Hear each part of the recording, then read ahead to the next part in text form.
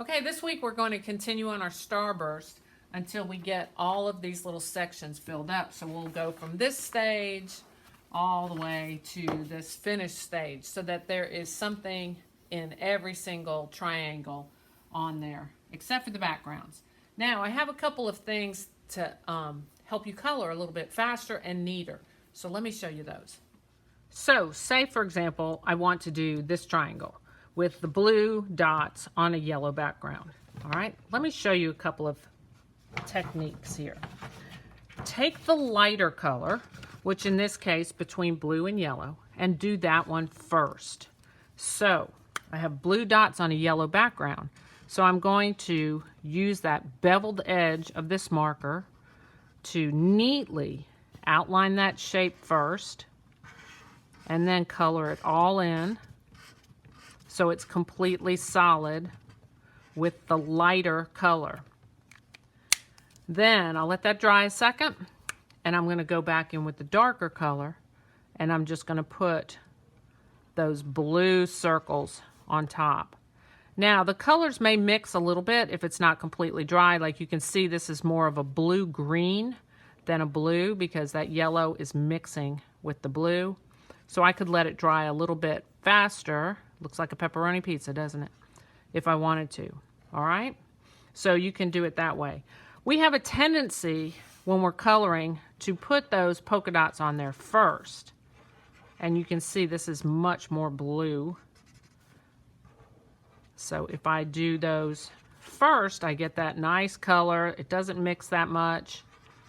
And if you let the yellow dry, it won't mix as much. And then we'll go back and do the background. Well, as careful as we are trying to get this background around all these colors, you know it's going to take a little bit longer because now I have to really work all those white spaces around these colors. And as careful as I am around all these shapes, you can see this water-based marker tends to pull the water-based marker out. So I'm getting these fuzzy little circles where this blue is tending to bleed a little bit. So I like this technique where you use the lighter color first and then you just put the darker color on top of it. Why doesn't the Sharpie bleed? Well, the Sharpie doesn't bleed because it is not water-based. It's an alcohol-based marker, and so it will stay permanent. It's a permanent marker. So that's just one little hint. So if you look carefully at this triangle, I would have drawn those lines in pencil first and then colored the whole entire thing pink and then gone back and just put in those purple on every other one. So I would layer the colors one on top of the other. So give that a try. Just, I think it'll speed up the process and it'll make your work a little bit neater in the long run. So when you get all finished with this, I have another little project you can work on. It's an artist I found who works with bright colors and patterns. So we can work on his pictures. Do this first. This is your priority. You want to get this done because this leads into your 2-point perspective for next week.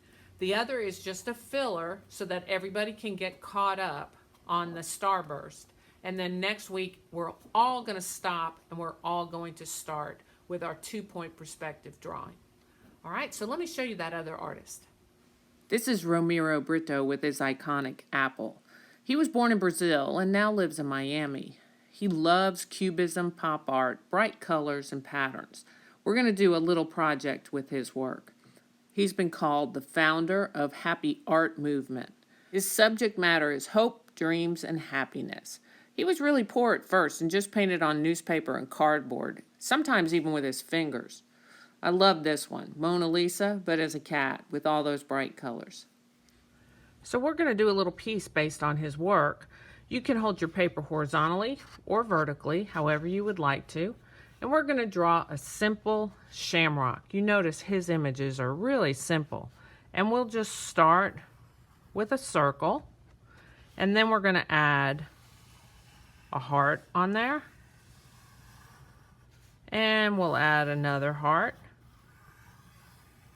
And another heart. Mine's going to be a 4-leaf clover. Just because I need all the luck I can get, right? And maybe even a stem coming out somewhere. Now, in the true style of his work, he would break up this image into some different shapes. So you could draw a line through the background. You can add some curved lines. You can add some lines that go through the shamrock itself, or stop from one line to the other.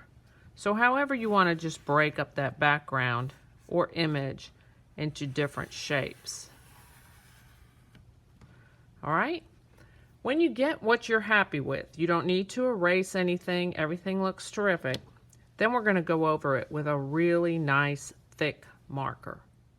This marker is a little bit thicker than our usual Sharpie marker, but it's a permanent marker also. It's just made by Office Depot. See, it's Office Depot brand. It is very generous with the ink, so you do not want to get this all over you. It's going to really kind of come out, but it's going to give us those great outlines, just like the work that we saw. So I'm just going to trace over this now that I have it just the way I want to.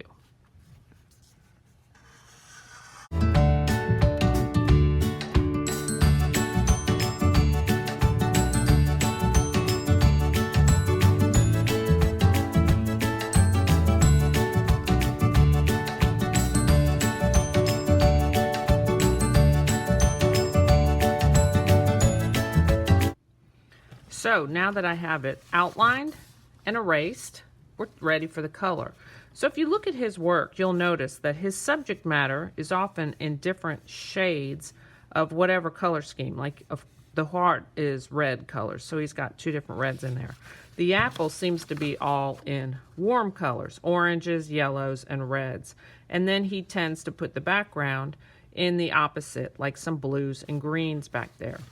Notice the patterns in his designs. And there's a particular way that he does these patterns. For example, if we look at this pattern, very simple, but we have a tendency to put the orange circles in the space first and then fit the yellow all around it, which is a little bit more difficult. So what we're going to do is use the yellow in the whole entire space, and then just add the orange circles on top.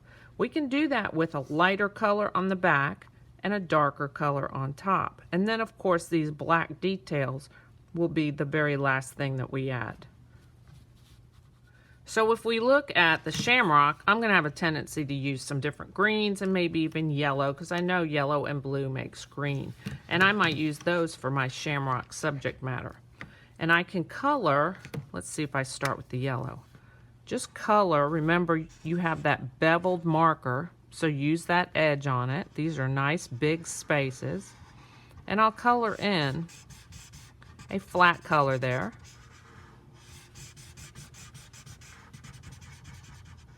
And get that nice and solid. And then I can go back in with a darker color if I wanted to imitate his circles and get those nice circles. That way the dark color doesn't smear when you start adding the lighter color onto it. So I can fill that up. You can have them run off the shape. Remember, keep them nice and bold. Keep them simple. Then, when that watered marker is dry, I'm not going to do it right away. I'm going to let it dry real good. Then I can go back and start adding some of these black Sharpie details that he tends to put in there.